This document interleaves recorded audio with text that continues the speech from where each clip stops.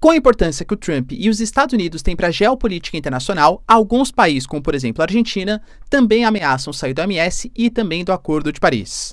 Enquanto isso, os primeiros imigrantes foram capturados pelo governo americano e já começaram a ser deportados, inclusive brasileiros chegando hoje em Belo Horizonte, enquanto Trump sofre a sua primeira derrota judicial. A gente tem também o Trump discursando no Fórum Econômico Mundial e falando coisas super relevantes, como o maior corte de impostos da história dos Estados Unidos e também a promessa que pode acabar com a guerra Rússia-Ucrânia com uma simples canetada da OPEP. Será que é bem assim? Falar também, galera, sobre o Kremlin, que anuncia que o Putin está pronto para um acordo de paz e só está aguardando sinais dos Estados Unidos. Inclusive, o próprio Putin fala sobre isso, que vai se reunir com o Trump, inclusive considera um presidente super inteligente, ao contrário do seu antecessor, só que, claro, com base nas realidades atuais. Falar um pouquinho também, galera, sobre palavras que o Trump deu sobre o conflito na Ucrânia, falando que se não fosse o Zelensky querer lutar pelo território, a guerra não teria acontecido, e uma ótima notícia para o mercado mundial, visto que China e Estados Unidos podem não praticar uma guerra comercial e a China estaria disposta até a abrir mão do seu superávit econômico. Mas nem tudo são flores, porque esse ótimo mercado mundial nem tão bom assim para o Brasil. Para finalizar, pessoal, falar um pouquinho também sobre a polêmica proposta que um deputado americano, apoiador do Trump, coloca para que seja possível a sua reeleição. E também uma proposta ousada de um senador americano acerca das questões enfim, americanas. Se vocês querem entender um pouco mais sobre esses assuntos, e muito mais também sobre geografia, geopolítica, atualidades, política, polêmicas, enfim, tudo para você se manter sempre bem atualizado, já se inscreve no canal, deixa seu like, compartilha esse vídeo, que eu, professor Ricardo, conto muito com a sua ajuda. Belezinha? Pessoal, para quem não sabe, a Nômade, maior conta internacional do Brasil, que também é parceiraça aqui do canal, tá oferecendo para você, corre porque tá acabando, tá? A possibilidade de, na compra de dólares, com uma das menores taxas do mercado, tá? Só você comparar as taxas da Nômade com as casas de câmbio e por aí vai. E aproveitando, galera, que a gente teve, né, ótimas notícias pro mercado mundial, que afundaram o preço do dólar, você consegue diversificar a sua carteira e ainda ganhar 2% de cashback nas suas compras de dólar. Posso falar, compra dólar e 2% volta para você ainda. Cara, é sensacional, tá? Claro que limitado a 40 dólares e também dentro de um prazo específico, consulte as condições. Além disso, a Nômade está lançando um cartão de crédito exclusivo Nômade Explore, que além de todas as vantagens de ser já um cartão Visa, né, com vários benefícios incluídos, ainda também te dá a possibilidade de mais cashback em dólar. Então você vai lá, compra as suas coisas aqui no Brasil, paga as suas contas, tudo tal, e vai acumulando dólares. Importante para viagens internacionais, a Nômade aceita em mais de 180 países, para diversificar, fazer os seus investimentos. Não tem taxa de manutenção, taxa de abertura, anualidade do cartão, mensalidade, não existe nada disso. Cara, eu recomendo bastante para vocês, tá? Então, conta com o serviço da Nômade, eu tenho certeza que você não vai se arrepender. Belezinha? Então, bora lá pro vídeo, pessoal. Seguinte, como eu trouxe para vocês na abertura aqui do vídeo, na introdução, a gente sabe que o Trump e os Estados Unidos como um todo, eles têm um poder muito sensível de influenciar os políticos pelo mundo. A gente sabe, galera, que os americanos são hoje a maior potência geopolítica internacional, tanto por conta da sua influência cultural, sua influência econômica, sua influência militar, é fato, e carrega, inclusive, vários chefes de Estado que também foram para a posse do Trump, que corroboram bastante com as premissas aí do governo. É Giorgia Meloni, é Javier Milei, é Nayib Bukele e coisa que vale, né? Pois bem, pessoal, o Javier Milei, que a gente sabe, né, hoje conta com apoio muito grande, não só do Trump, mas também do Elon Musk, aparentemente quer seguir exatamente os mesmos trilhos do novo governo americano. Primeiro ponto, né, eu discuti ontem com vocês, a Argentina está considerando, inclusive, sair do Mercosul. O Mercosul, lembrando, que é uma união aduaneira, e a Argentina considera que é excelente a oportunidade de fechar um acordo de livre comércio com os Estados Unidos. Só que o Mercosul, por ser um bloco econômico que propõe a TEC, a tarifa externa comum, todos os produtos que venham de fora do bloco têm que pagar exatamente o mesmo imposto. Poxa, se a Argentina vai fazer um livre comércio com os americanos, já quebra a TEC e toda a proposta de uma união aduaneira. Além do que, é muito difícil fazer a fiscalização, por exemplo. Poxa, o produto americano entrou no mercado argentino e a Argentina tem um livre comércio ou preferências alfandegárias com o Brasil. Quem garante que esse produto americano não vai entrar no Brasil também com pouquíssimos impostos? Então, geralmente, blocos econômicos definem que só pode ter um acordo bilateral bilateral se os outros países concordarem. Aparentemente o Mercosul não concorda e o Milei considera que, se for assim, ele prefere sair do Mercosul para fazer um acordo, claro, com os americanos. Agora, a gente sabe que o Trump ele fez várias críticas ao OMS, tanto por conta da questão da pandemia, alegando preferência aos chineses, mas também alegando que os Estados Unidos eles financiam muito mais que os outros países, para não ter exatamente os benefícios de um grande financiador da OMS tem, e também saiu do Acordo de Paris, o acordo que prevê o controle das emissões de gases de efeito estufa para evitar o aquecimento da atmosfera, né? A Argentina vai pelo mesmo caminho. Segundo Javier Milei, também falando no Fórum Econômico Mundial, todos esses grandes organismos ameaçam a soberania nacional e o modelo liberal de economia ou de política e sociedade. Portanto, segundo a Rádio Nacional Argentina, Javier Milei, segundo os passos do Trump, também promete abandonar essas duas organizações. Lembrando que o Brasil, esse ano, está na referência da COP30, que é a COP que vai discutir principalmente o financiamento para países em desenvolvimento ou subdesenvolvido de projetos para transição energética, controle de queimadas e por aí vai. E sem a presença dos Estados Unidos, outros países como a Argentina também podem seguir por esse caminho. Como a gente vem trazendo aqui, galera, várias vezes, tá, nos vídeos, de fato, uma das principais políticas do governo Trump é justamente a questão da deportação dos imigrantes irregulares. E já começou. Segundo, inclusive imagens que foram divulgadas pela Casa Branca e a nova porta-voz da Casa Branca também colocou, a gente teve 538 imigrantes que foram presos, com voos de deportações já começando. Além desses 538, mais 373 mandados de prisão, inclusive já foram até expedidos, tá? Mesmo assim, a gente sabe que o Trump ele contou com um revés na justiça. Lembra, né, que ele tinha mudado ali um princípio constitucional dos Estados Unidos, da 14ª emenda, que garante que toda pessoa, né, enfim, que nasça nos Estados Unidos tem direito à cidadania. Ele tinha acabado com isso, eu até falei para vocês, que a justiça possivelmente ia revogar. Independente do mérito, se você considerar que está certo ou não, é uma questão constitucional e não pode ser por uma ordem executiva ou por um decreto. Então, se ele quiser mudar, vai ter que ter a aprovação do parlamento. Senhor, tranquilo. A gente está falando, né, de um parlamento hoje que é de maioria republicana. Mas eu estou falando de necessidade de 2/3, além de 38 dos 50 estados também aprovarem. Não acho que seja fácil, hein? Mas enfim, acredito que o Trump vai lutar por essas mudanças. O Trump, ele fez essas políticas de deportação alegando que todos já tinham algum tipo de condenação na justiça, só que assim, fica algumas perguntas, porque geralmente essas políticas de deportação, elas demoram bastante, né? Você não é simplesmente mandar o cara embora para onde? Da onde que ele veio? Existe um acordo bilateral, um acordo estabelecido? Inclusive para o Brasil, tá? Os primeiros deportados brasileiros vão chegar hoje em direção a Belo Horizonte. Existe algum tipo de acordo prévio? Não foram divulgadas maiores informações. Além disso, ele também, segundo o próprio New York Times, permite agora que o Serviço de Imigração e Alfândega dos Estados Unidos possam fazer deportações instantâneas.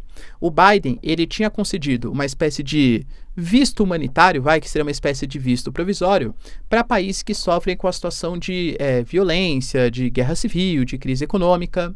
Então, cubanos, haitianos, venezuelanos, pessoal de Nicarágua, por exemplo, todos eles ganharam um direito provisório de fazer a travessia e aguardar sua situação nos Estados Unidos. Agora, a própria alfândega, lembrando, isso é contra a legislação internacional, mas o Trump fez um decreto, né, que considera que isso é possível agora nos Estados Unidos, pode permitir uma deportação instantânea. O cara entrou, já pode ser barrado pelo próprio serviço de alfândega. O Trump, galera, que vem mexendo bastante com a geopolítica internacional, fez hoje uma declaração no Fórum Econômico Mundial, sim, lá em Davos, na Suíça. E ele falou assim de 3 pontos que foram super importantes. Um para a diplomacia internacional e 2 mais para as questões americanas. Primeiro, galera, ele falou, tá bem assim, claro, o governo americano fará a maior política de corte de taxa de juros de impostos da história. Aliás, até para isso que foi criado o DOGE, que é o Departamento de Eficiência Governamental, que tem o Elon Musk como um dos principais representantes. Ele promete economizar de 1 a 2 trilhões de dólares. Ele já prometeu reduzir os impostos em grandes empresas, reduzir uma série de regulações, burocracias. Inclusive, ele colocou que hoje todo o caos e essas mais de 200 ordens executivas do governo Trump só estão sendo feitas pelo caos que o governo Biden deixou.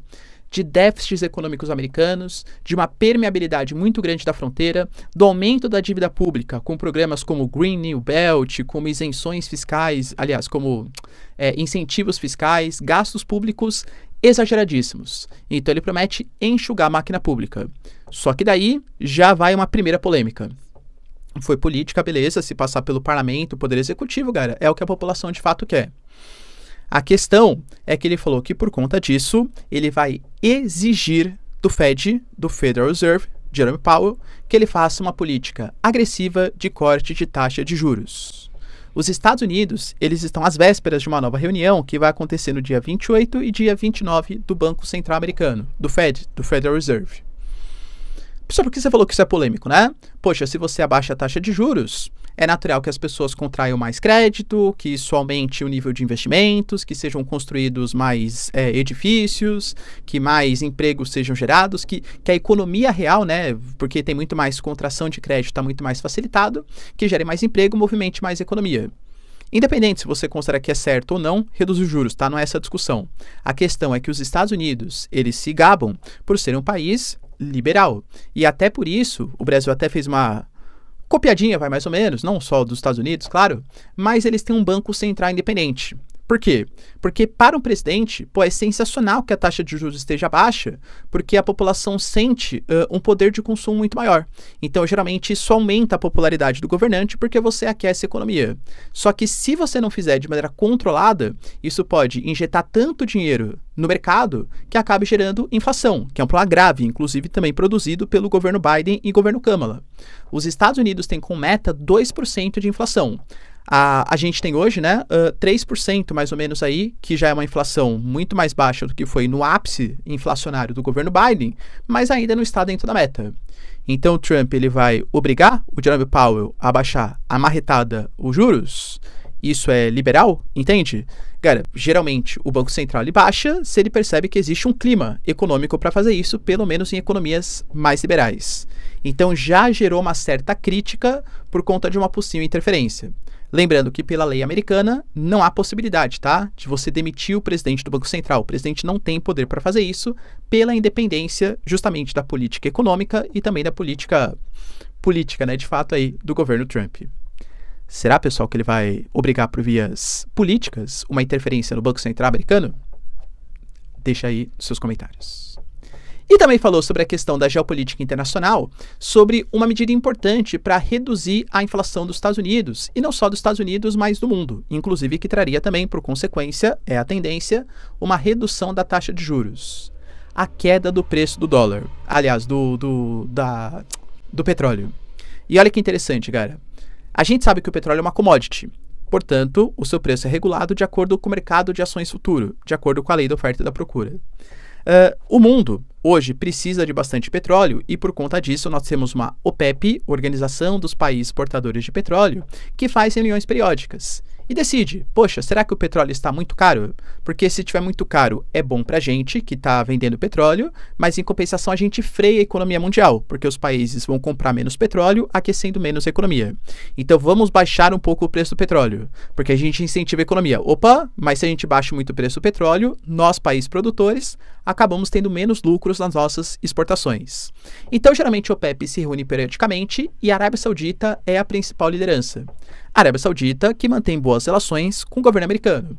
O Trump falou, me reunirei com Bin Salman e vou falar que é necessário reduzir o preço do petróleo.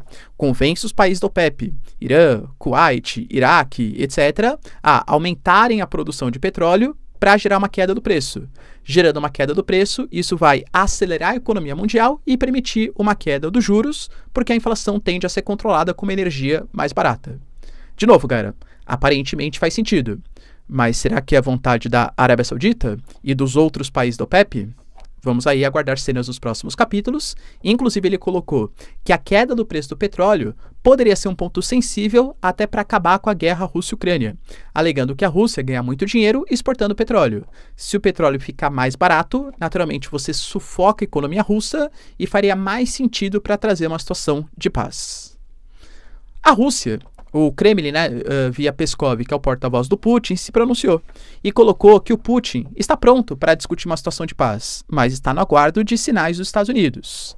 Só que deixou bem claro que não aceita a alegação que a queda do preço do petróleo causaria o final da guerra. Afinal, segundo Peskov, palavras dele, hein? A guerra não se baseia em dinheiro que vem do petróleo, mas sim em ameaças à nossa segurança nacional e a falta de vontade e a recusa dos Estados Unidos e também dos países europeus em ouvirem as nossas preocupações, em ouvirem as preocupações da Rússia. Ou seja, perdão. Aparentemente, o pessoal se mostrou disposto, né, a fazer uma negociação, mas alegou que não é uma queda do preço do petróleo que vai trazer grandes mudanças.